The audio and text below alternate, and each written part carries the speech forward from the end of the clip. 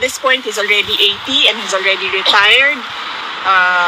But going back as mayor, baka mabisi na naman siya sa kanyang trabaho. So, and everyone wants him to go home to the Philippines. And the Buenos want him to go because they will be his mayor. Yes. For the next 3 years. But with regards to And he is happy to know that he is continuing to receive the love and support from the Filipino communities from all over the world. He is happy to see us, his family. Medyo matagal po kayo ngayon. Meron pong mga situation sa loob na it's beyond our control. Doon lang siya sa loob ng mga ano. But we're happy that they gave us extra time to make up for the time we lost for some things that happened inside, yes. VP, this is the first time na kumpleto kayo, si Ms. Hanelet, si Kitty, kayo po. How has this uplifted the spirit of your father? Well, I believe he's happy because Kitty and I were there, and then we talked about her boyfriend. Patay!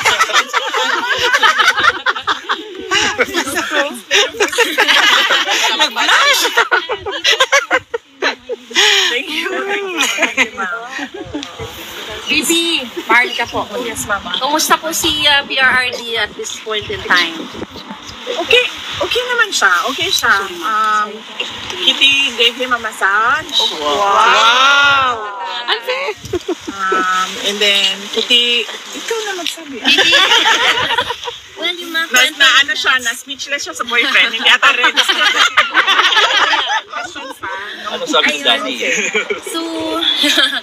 So ayun, I was updating him with the situation with our families, and is happy to hear that we are all doing well, that we are all okay, that we are continuing to pray for him.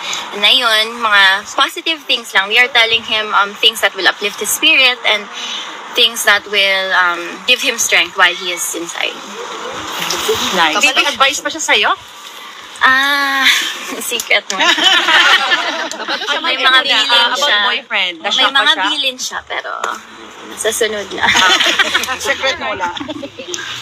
VP, may balak po ba kayo mag-file ng request for hearing on procedural matters prior to the September 23 confirmation of hearing? This is something Confirmation that charges. yes, sa legal side, you need to talk to Nicholas Kaufman. So he's the only person that can talk about what they will do with regard to matters inside the ICC. How are you, VP? Okay lang. Not a problem. I'm just waiting for one more document and then tapos na yung trabaho ko dito. But personally, I'm okay. Are you going back to the Philippines after that? Yes, opo. Oo. Yan na lang yung inaantay, yung document na yan. Tapos pwede na akong umuwi. Vicky, something personal. Ano po yung reflections mo, ng pamilya, since this thing happened? I'm sure in one of the moments you're thinking of something na could share. Ikaw muna. Or ako muna? Okay, ako muna. Sige. I'm happy. I think the I don't have the word right now. I only have happy, but it's the incorrect word to describe it. But blessed. I'm blessed because I gained a sister with what happened to me after the attacks, the confidential funds attacks, the impeachment, and we have a relationship now. I have a relationship with Kitty, and I'm happy now.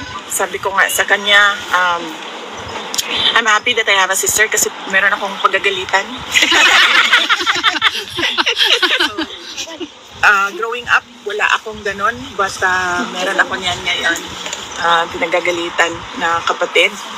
And then, I'm happy as well. And this really is ironic. But I have to thank Bongbong Marcos because there was forgiveness between me and PRD for all that has happened in our lives. And we have a relationship now, a father daughter relationship, since we cannot discuss anything legal anymore because it is understood inside that only the lawyers can discuss legal matters with the former president. So we only discuss about family, and this has been one of the longest meetings I have had with the former president. Growing up, he was always busy with work. He was always busy with the country, and now I have this every day with him, talking about life, talking about family, and for that I feel like I am blessed. At this point, he's already 80 and he's already retired. But going back as mayor, baka mabisi na naman siya sa kanyang trabaho. So, nabigyan kami ng ganitong time na makapag-usap as a father-daughter. Yeah, nice kayo. Sad lang that it happened inside. Yeah. See? Pero there is a good side. It's blessing. But yes, thank you sa kanya. Happy siya, ma'am? Everyday mo na Yeah. bisita? Oh yes. Yeah. He is really happy to see us. As I have told him, that the family has never been more united, not just with us siblings, but with everyone else in the family. So, he's happy to hear that. And not just us, sa mga supporters din. Yes. I told him of that. I told him that especially on his birthday, there were people with speakers. They brought speakers and the microphone. They were singing a happy birthday song to him. He knows that, and he was very happy to hear that. And I told him of all the support everywhere in the world, from everywhere in the Philippines and everywhere in The buffet kit. The buffet for people. there is a small, hindi naman buffet, pero parang a small, may mga sa labas ng bahay niya in Davao City, the greenhouse. Yes. People were able to set up tents there para for the TV, ma'am. Yes, I heard also. I was not able to see it, but I heard.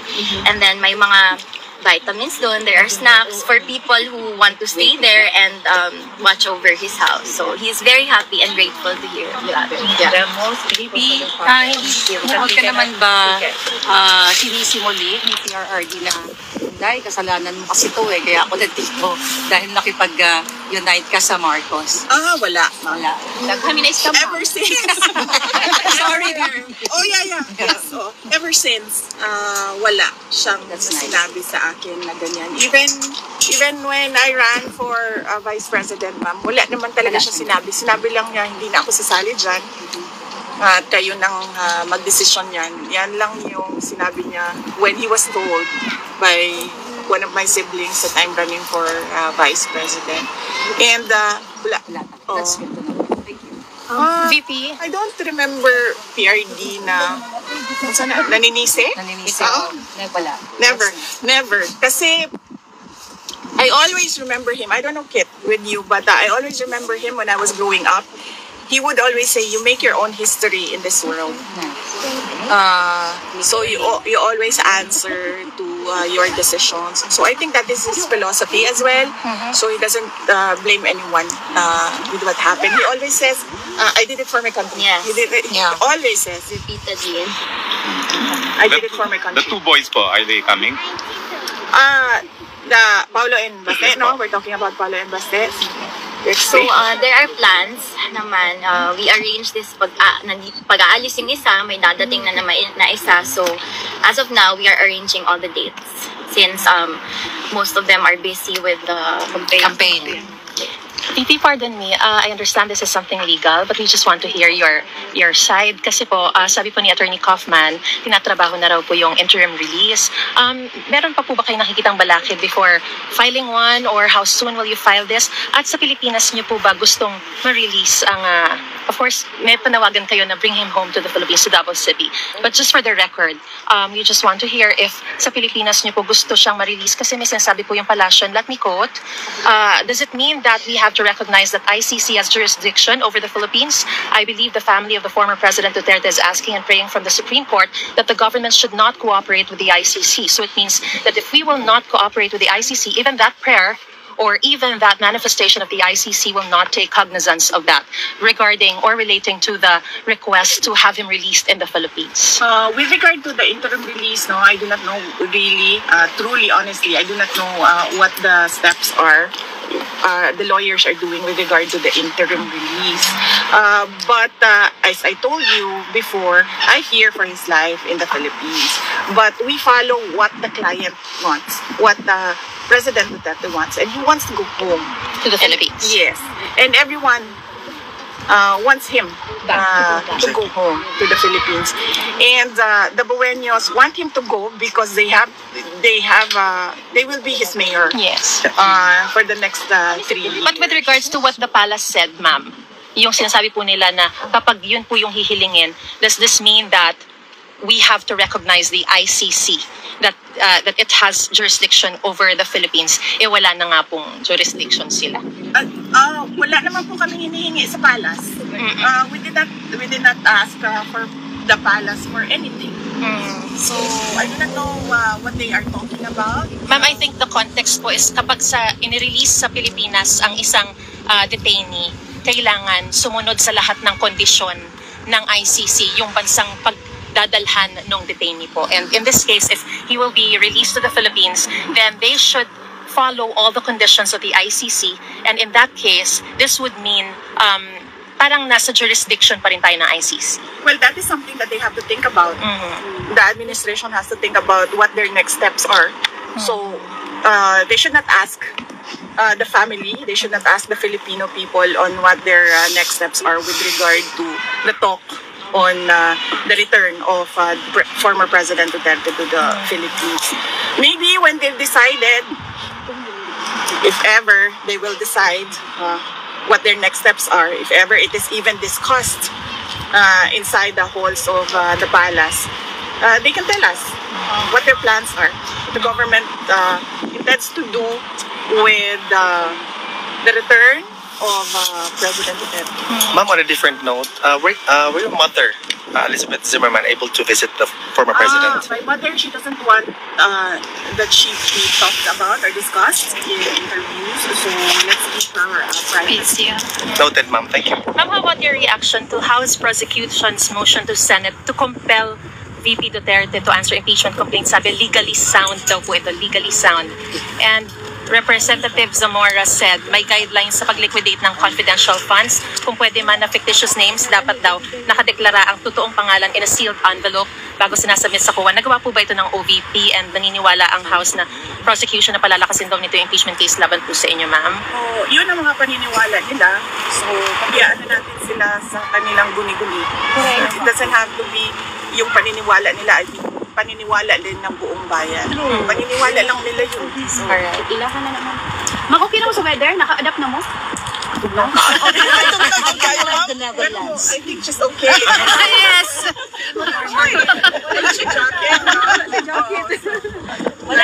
Dini na siya nataw. You're not cold? Oh, Bata pa naman siya Bata pa okay. And you are young. No problem. Ma'am, meron po kayong balak na assistant sa mga Question mo, Filipinos JB. na aresto sa Qatar while demonstrating for PRRD? Yes, oo. Anong balak? I already endorsed it the moment that I knew about it. I read it in the brief sa Office of the Vice President. I already endorsed to them to reach out through the correct channels on what we can do to assist as an office, the Office of the Vice President. Okay? VP, sorry. VP, may question lang po. VP, sorry, something legal lang po. You said po na you're going home soon. Sa Saturday. Sa Saturday na po, you're going home. May chance po ba na mako-complete na po yung legal team by then? Wala po ako sinabi na uwi ako sa Saturday. Or uwi ako kayo soon? Ayaw pa uli. I said na pag dumating na yung documents, pwede na ako umuwi. Yeah. And mako-kompleto na po ba yung legal team by then po? Or Nandyan na si Attorney Nicholas Kaufman. The other lawyer, you meet her. I don't want to reveal her name. Just ask her what their name is. And then there's another one assisting them. So far, they're okay. And they're interviewing other lawyers as we speak. So hopefully, before I leave, that team is already complete. But at the moment, no, it's not complete. Pero have you identified na po the Filipino lawyer in the team po? Sinong kinakausap po ninyo? We have not identified the Filipino lawyer. And is there a chance po that Attorney Roque will join that team po? I do not know because only the lawyers are talking to each other. So I only talk to the lead counsel, that is Nicholas Kaufman. So he talks to the other lawyers. Ma'am, I have a question. May message po ba si former president sa mga supporters niya right now? Or is it still Yes. the same? May message siya para sa supporters. So of course, he just wants to extend his gratitude to all of his supporters from all over the world, and I did it for my country. yeah, that's what he repeatedly says. So he wants the people to know that he did it for his country. He did it for every Filipino all over the world. Ma'am, on another note po, nakita po namin si Ma'am Hanilet at the UKT earlier na tumatakbo. We were really worried if there's something wrong, but the former president is okay so far. I don't know. I did not see Yeah, them but running, so We saw it. Okay. We're afraid to run out of time. Okay. The visits are limited. That's good to know. Just to clear things out. Thank you so much. Yeah. Final question na po siguro, VP, ano? You come here on a different circumstance. What would you bring home? What you've learned from the Netherlands? And meron bang thoughts na tumatakbo sa isip mo na sana hindi na lang nag-national politics si dating Presidente Duterte and you wouldn't have been here In this kind of circumstance. yeah, on this different circumstance? I really believe that it's futile to regret decisions made in the past, because I believe that everything happens for a reason. So whatever it is, baka tayo matumba. Okay, yan Relax na, relax na. Okay na, ma'am. Okay na, ma'am. Okay, relax na. Whatever it is that happened in the past, I think we should just learn from it and then move forward. So what is my takeaway for the Netherlands? Unang-una, ma'am, ang dami nilang options dito. Meron silang tram. Tram is it, no? Yes, ma'am. That's correct. Yes, meron silang tram, meron silang bus, and then meron silang train, and then they can bike, and then Meron ding they metro, can ma'am. walk.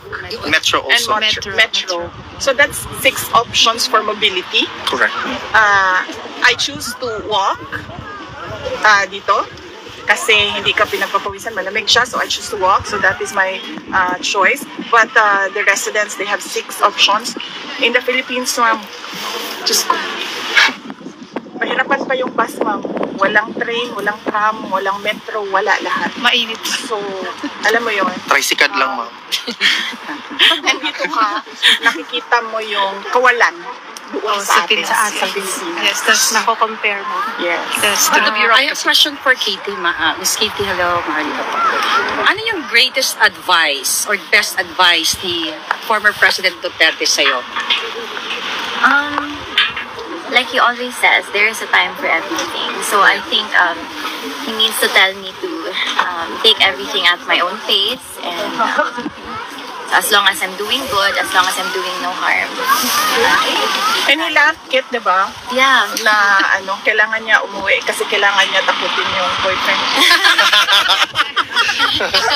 So another reason for him to come home to us. Yeah. Need to, ano ang tawag niya? Kinitigilan. Kilatisin, ma'am, kilatisin. As a daughter, no, yung advice sa'yo na pwede rin matutunan ng mga batang kasing edad mo o mga Pilipinong kabataan na pwede mong i-share sa iyong mga kababayan. What advice from him? Yes. Ayun, there is a time for everything. So, growing up, I was always in a hurry. I felt like I was running out of time. My mind was all over the place. I was anxious about so many things. But now that I'm turning 21 in a few days, so I learned to take time to breathe, to slow down, and to just trust in God's time and to take everything at my own pace. Sure. Are you gonna celebrate your birthday here, Kitty? Yes. Advance happy birthday and thank you. Thank you. Kitty, have you been to the Tulips Field? I'm not sure, ma'am, because I'm still not familiar with the places here. But we did see tulips on the way there. So if you want, I can recommend the Tulip Barn. Yes, ma'am. The Tulip Barn. So Thank you. magandang. Thank you. Thank you, ma'am. Thank you very much, VP. Thank you, VP. Thank you.